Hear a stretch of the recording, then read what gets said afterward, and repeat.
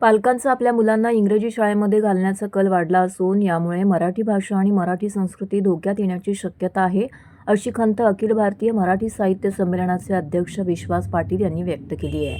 मराठी शाळा वाढल्या तरच मराठी भाषा टिकेल, त्यामुळे मराठी शाळा चालवणे आणि वाढवणे ही एक आपली प्रत्येकाची जबाबदारी असल्याचा विश्वास पाटील यांनी सांगितलं आहे. कोकण मराठी साहित्य परिषद आणि आनंद विश्व गुरुकुल ज्येष्ठ रात्र महाविद्यालय यांच्या संयुक्त विद्यमाने विश्वास पाटील यांचा जाहीर सत्कार आयोजित करण्यात आला होता. यावेळी महाराष्ट्रातील ज्येष्ठ कवी अशोक बागवे आणि विश्वास पाटील यांची विशेष मुलाखत घेण्यात आली.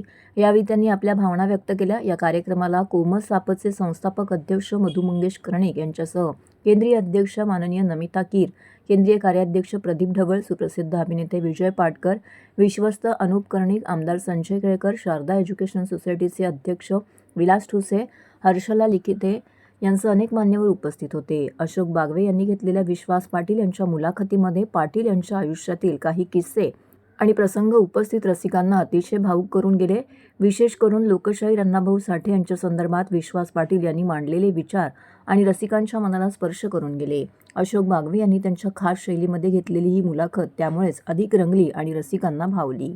कोकण मराठी साहित्य परिषद आणि ठाण्याची शारदा एज्युकेशन सोसायटी यांच्या संयुक्त विद्यमाने येत्या साहित्य संमेलनाचे अध्यक्ष विश्वास पाटील, अत्यंत लोकप्रिय असे साहित्यिक, असा यांचा आज सत्कार ठाण्यामध्ये झाला आणि हृदय सत्कार झाला. खूप माणसं म्हणजे सभाबद्ध हॉल भरलेला होता. अशा वेळी साहित्य अध्यक्षाचं सत्कार करण्याचं भाग्य कोमल सापला मिळालं, शारदा एज्युकेशनला मिळालं आणि ठाण्यामध्ये एक अत्यंत उत्तम असा वाङ्मयीन कार्यक्रम संपन्न झाला आहे. याबद्दलच्या शुभेच्छा. आनंद वाटला. हे आपला काय चांगल्या भावना आहेत. तो ठाणे शहरामध्ये मी पूर्वी काम केलेलं आहे, काही वर्ष राहिलेलो आहे.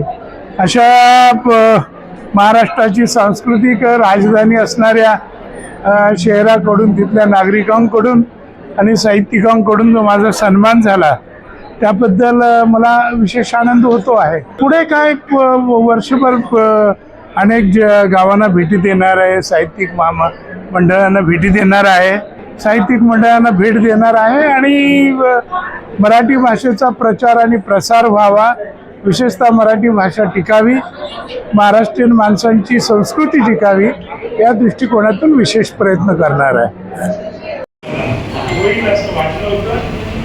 कारण असं की 2009 सालीच पुण्याच्या साहित्य संमेलनाच्या मी अध्यक्ष व्हावा म्हणून डॉक्टर देसाई आणि सर्व कार्यकर्ते मला भेटलेले होते. त्यापेक्षा आपलं वय धिंत आहे, तर धिंत्या वयामध्ये अध्यक्षपद नको असं म्हणून मी नम्रपणे नकार दिलेला होता. आता अध्यक्षपद मिळून पण लिहिणार आहातच. हो, लिहिणार, ते काही सोडणार नाही. पण एक फार अजब गोष्ट आहे, तुमच्या लक्षात येईल की अध्यक्षपद आधी 9 वर्ष त्याला मिळत असताना इतकी निरपेक्ष वृत्ती बाळगणारा हा पहिला साहित्यिक असावा असं मला वाटतं महाराष्ट्रात. की नाही, मी अजून व्हायचं आहे मला असं सांगितलं गेलं त्यांच्याकडून. दुसरी गोष्ट अशी झाली की तुम्ही निवड झाली तुमची आणि अण्णाभाऊ साठे, आचार्य अत्रे आणि रवा दिघे कोमलसाहेबांना माहितीच पाहिजे, कारण खोपोलीला ते राहायचे. ते कादंबरीकार होते. खोपोलीच्या कोमलसाहेब शाखेने एकदा कार्यक्रम केलाय, त्यानंतर 15 वर्ष केलेलं नाही. तर ह्या तिघा श्रेष्ठींना त्यांच्या घरी जाऊन त्यांना आदरपूर्वक नमस्कार करणं हे कसं सुचलं का? मला असं वाटतं की जे आपले गुरुजन आहेत, पूर्वसुरी आहेत, प्रत्यक्ष त्या साहित्यिक भेटल्या असतील नसतील, पण त्यांच्या शब्दाने आपल्याला मोठेपण दिलं, त्यांचे ऋण आपण मान्य करायला पाहिजे. म्हणून मी 4 ठिकाणी गेलो होतो.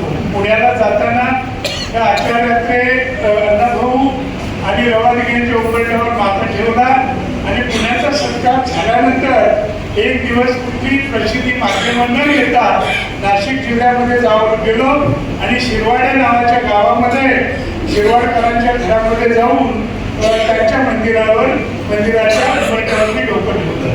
मला असं वाटतं की लेखकांना कृतज्ञ राहायला हवं आणि पूर्वसुरींबद्दल नेहमी आपले पण बाळगलं पाहिजे. त्यांच्यापासून स्फूर्ती घेतली पाहिजे.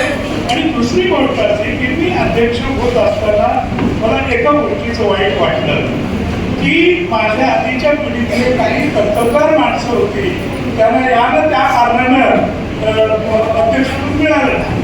नंतर ती कोल्हापूर परिसरातली बरीच लोक होते, आमचे प्राध्यापक चंद्रकुमार नरगे असतील किंवा आमचे शिवाजी सावंत निवडणुकीच्या प्रचाराच्या दरम्यानच त्यांचं दुःखद निधन झालं. परवा मी एका कार्यक्रमानिमित्त रिवाला गेलो होतो आणि रिवाला भारतीय स्तरावरच्या सर्व साहित्यिकांचे हिंदी सगळा तो पट्टा मोठे मोठे कटआउट्स लावलेले होते आणि मराठीचा एकमेव कटआउट होता आणि तो म्हणजे शिवाजी सावंतांचा. ते एवढे भारतभर ते पोचलेले आहेत ते शिवाजी सावंत. आणि ग्रामीण कथेची चळवळ सुरू करून खेड्यातल्या मुलांना ज्यांनी पुढे आणण्यासाठी आपल्या आयुष्यातला वेळ बाजूला काढला ते डॉक्टर आनंदी यादव.